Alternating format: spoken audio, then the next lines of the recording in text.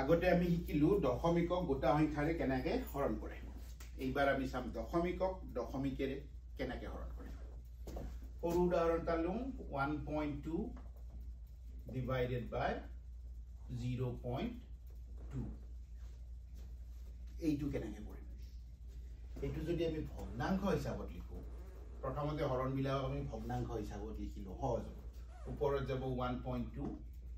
আৰু তলত যাব 0.2 আগতে আমি কি জানো আগতে আমি জানো যে দশমিকক গোটা সংখ্যাৰে কেনেকৈ হৰণ কৰে এই হৰণ কৰা তলত যেটো সংখ্যা আছে 0.2 দশমিক 2 কিন্তু গোটা নহয় এটা কথাটো হল কি যেতিয়া আমি তাক ভগ্নাংশত লিখিছো তাকটো আমি যি ইচ্ছাটাকে কৰি দিব পাৰো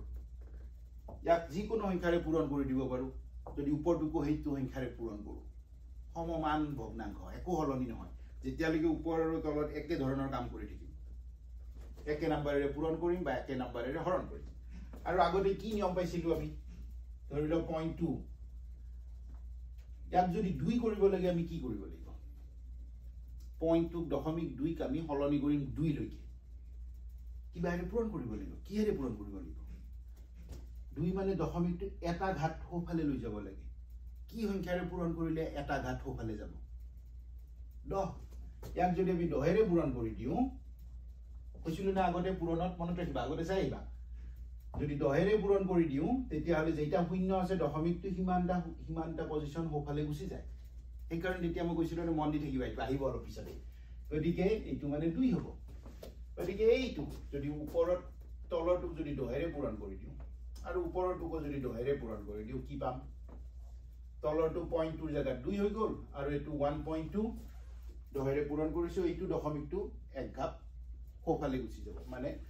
1.2 ৰ জায়গাত 12 হৈ যাব এটা 12 হৰণ 2 সমান 6 এইটো উত্তৰ কি স্টেপটো হল কি প্ৰথমতে যেতিয়া দশমিকৰ হৰণ অংক দেখিবা কিয়তক এনেকুৱা ভগ্নাংশ টাইপত বনাই লবা আৰু তলৰ নাম্বাৰটোৰ পৰা দশমিকটো গুচাই দিবা কিবা এটা 10 ৰে পূৰণ কৰি 10 ৰে পূৰণ কৰিবা 100 ৰে 1000 ৰে 10000 ৰে যিমানেৰে কৰিব লাগে সিমানেৰে পূৰণ কৰি তলৰ নাম্বাৰটো গোটা সংখ্যা কৰি দিবা আৰু তাৰ পিছত নৰমাল হৰণ অংক এটা লম বাৰু 3.64 divided by 0.63 divided by 0.03 এইটো কি কৰিম এই একই কথা প্ৰথমতে তুমি ফ্ৰ্যাকশনত ভগ্নাংশত লিখা 3.63 তলত লিখিলা 0.03 এটা 0.3 টোক আমি 3 কৰিব লাগে কেনেকৈ 3 কৰিম 2 ঘাত গুচাব লাগিব না তাৰমানে দুটা পজিশন গুচাব লাগিলে কিহেৰে পূৰণ কৰিম 100 100 দুটা শূন্য থাকে পূৰণ এইটোক 100 কৰিলো এইটোক যদি 100 ৰে পূৰণ কৰিছো ওপৰটোকো 100 ৰে পূৰণ কৰিম কি হ'ব এতিয়া তলৰ সংখ্যাটো 0.3 ৰ জায়গাত 3 হৈ গল আৰু ওপৰৰ সংখ্যাটো 2 ঘাত গুচি যাব ইয়াকো 100 ৰে পূৰণ কৰিছা ন দশমিকটো এইটো আৰু এইটো 363 নৰমাল তাৰ পিছত আৰু তুমি যেনেকৈ হৰণ কৰিব লাগে তেনেকৈ হৰণ কৰিবা এটা লাষ্ট উদাহৰণ দিও এইটো হল ধৰি লোৱা 4.6543 হৰণ 1.36 এইটো কেনেকৈ কৰিম যেটো মই একদম উত্তৰলৈকে নাযাওঁ দেই বহুত ডাঙৰ হ'ব যদি ভগ্নাংশত লিখো তলত যাব 1.36 1.36 আৰু ওপৰত যাব 4.6543 ওকে এতিয়া তলৰটো 1.36 আছে তাৰ পৰা আমি দশমিকটো গুচাম কেনেকৈ গুচাম দুটা পজিশন ৰাইট সাইডে দিব লাগিব দশমিকটো কিহেৰে পূৰণ কৰিম 100 ওপৰৰ নাম্বাৰটো কিহেৰে পূৰণ কৰিম তেতিয়া হলে 100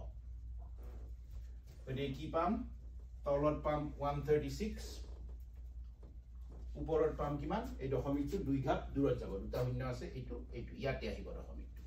তাৰ মানে